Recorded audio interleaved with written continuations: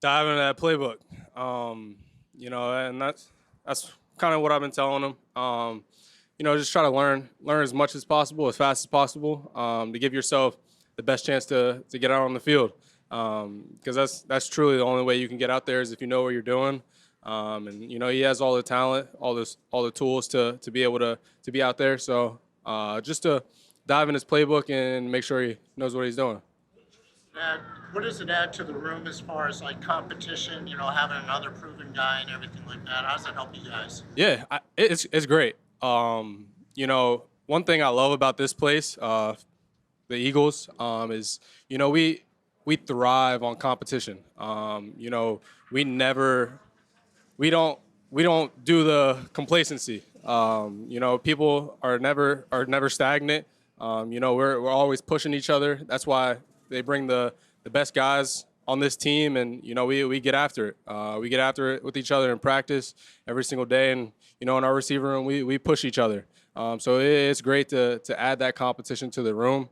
Because it only brings out the best in everyone in the room. I think it's a really cool opportunity for us. On a human level, what's it like being traded, right? Because we kind of think about it from football, but I imagine there's emotions, there's logistical stuff. What's it like in that situation? Yeah, it's really tough. We were actually talking about this a couple days ago in the locker room. Me, AJ, and Smitty, and me and AJ were talking about just being traded, and how tough of a feeling that is. It kind of feels like you're being betrayed a little bit. But it's the next man up.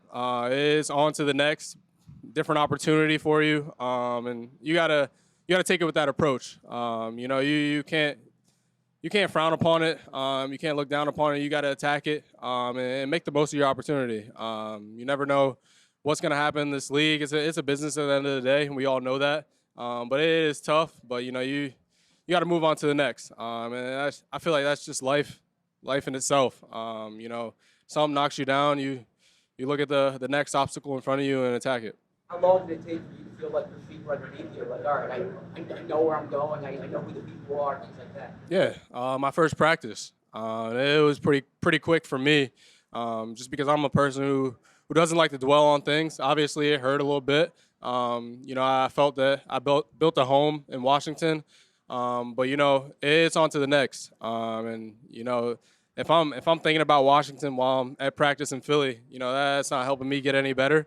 It was on to the next for me, and a lot of people around me helped me with that situation, my family, friends. So it was a really easy transition for me, just coming here and picking up. Viewing on that human part of things, how familiar are you with Metchie's background? It's a pretty public battle with. Yeah, I mean, I've known Metchie for a while now. Actually, we were supposed to go to high school together. My junior year, actually, right down the road, Petty High School, down in Hightstown, New Jersey. We were supposed to go there together. He went there the year after me. I think I hosted him my junior year, which is kind of crazy. But yeah, I've known him for a while. Great dude. Obviously, followed him when he went to Alabama. Had a tremendous career there, and he has a very good skill set that he can add to our receiver room. And like I said, it's competition at the end of the day. He's a very good receiver. He's proven what he can do. And it's going to push all of us to be better every single day we come out here. The battle with cancer that he went through, the leukemia, cost him a year. I mean, Yeah. did you talk to him during that period? No, I didn't get to talk to him during that period. Obviously, going through something like that is tough. That's a life-changing battle you have to go through.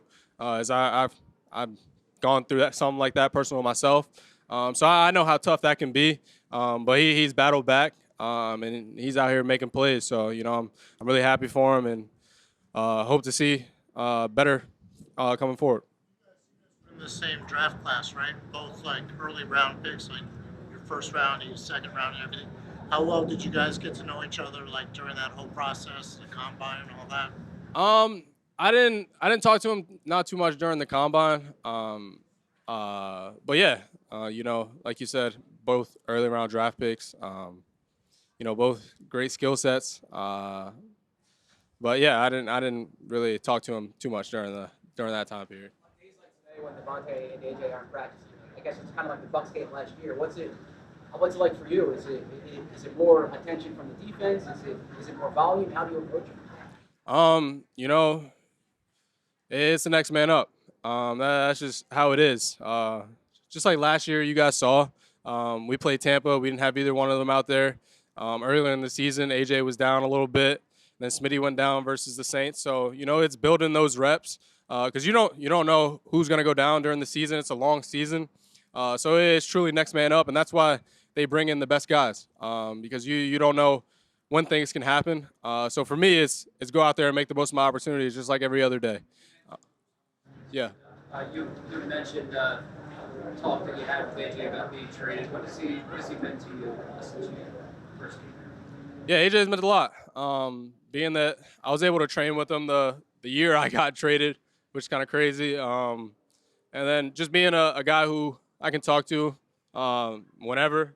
He's been really good. And then obviously being one of the best receiver the best receiver in the NFL, being able to watch him every day and learn from him, obviously has been awesome. So he's been great. It's been great to be around him and learn from him and just dive in the ball. Thanks, everyone.